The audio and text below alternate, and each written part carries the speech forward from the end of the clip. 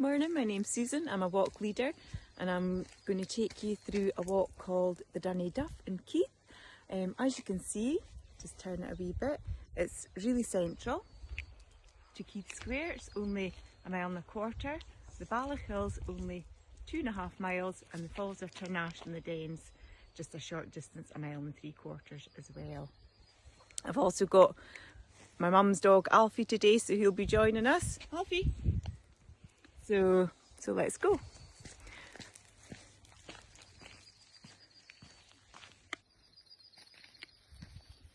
So there is a car park at the Dunnyduff, and there's plenty of space, and there's lots of different paths that we can join. In from the car park, just through the gate, and then on our way to the first path. You see, it's a lovely morning, lots of birds singing.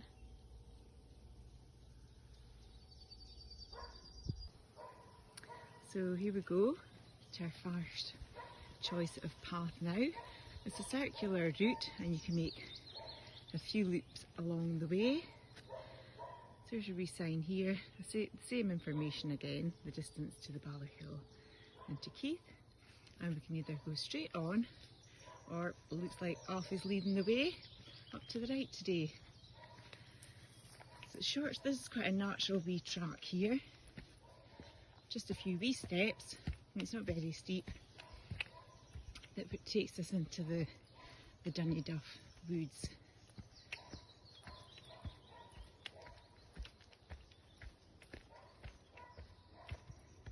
It's also very good for mountain biking as well, if any of you fancy a bit of pedalling.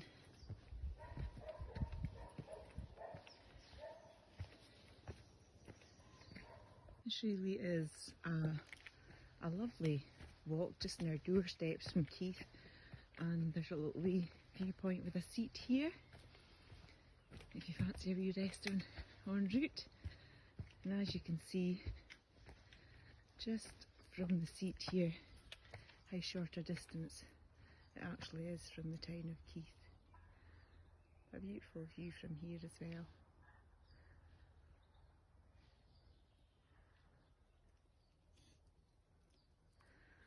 Alfie likes to rest a few times too, don't you, Alfie? Again, there's a selection of paths to take, and the Keith Paths Network again shows you the routes to take along the way as well. So I'm going to do a circular route today, but it is aimed for all abilities. If you find that is a long enough walk, there's a shorter path, a natural sort of path through the trees that takes you back onto the loop again, which I'll show you as we head up around. It's a lovely wee treat coming around here in the summertime. As you can see, there's lots of wild raspberries.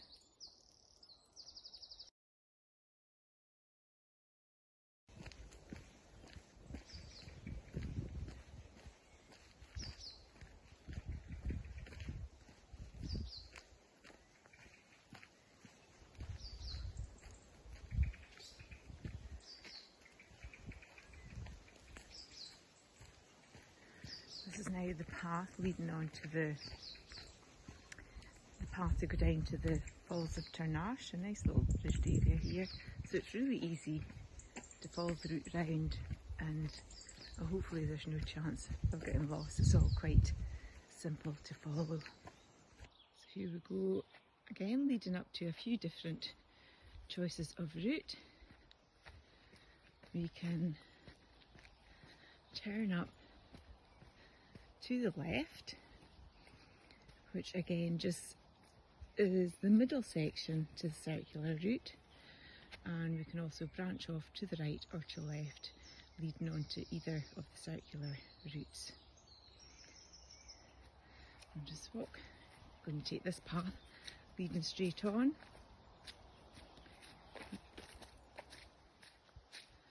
And I'm going to take the left path, which is going to take me on the circular route back to the car park. But as you can see, the Pathfinder arrows once again. So if we went to the right down this road here, it's a twisting wee path and it takes you down to the beautiful Falls of Turnash, which is well worth a wee visit. There's a metal green bridge to go over and a little path that takes you to the falls, which are down in the right hand side. But we'll head off on the circular route again. Here we come on to another choice of route again. Pretty far around the loop. Once again, really easy to find your way with the Pathfinder signs. So that's a wee natural path which takes you onto the middle section that I spoke about before. And to the right here it's actually a public right of way through a farmer's field, but bear in mind we have to be very mindful of the fact that sometimes there's livestock in the field, so I tend not to go this way if there is. By the looks of it today, it's empty. Oh, that was a hare just running past there.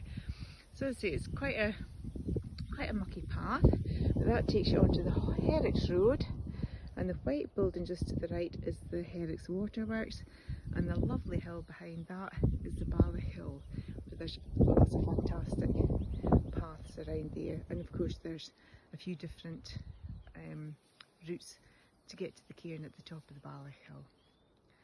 But we'll not climb the fence today, we'll just continue on the circular route back to the car park.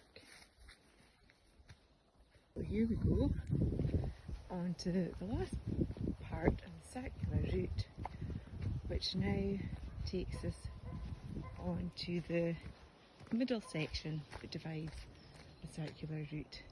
It's a wider path, man-made path, so it's easy to tell when you reach it.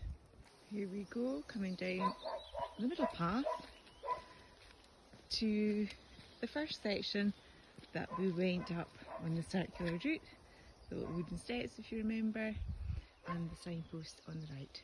And we're just going to continue down this path here, which, as you can see in a second, just takes us straight back to the car park with a chorus of farm dog in the distance there. So the path then takes us straight back down to the car park, and that route took me about half an hour today, possibly. It's about 2 or 3 miles, but you can extend your walk by twisting in between a few of the paths in the middle section, some of the smaller ones, and of course going down to the Den Woods or the Falls of Turnash. I hope you enjoyed your wee stroll at the Dunnyduff Woods and Keith today. Thanks very much. Bye.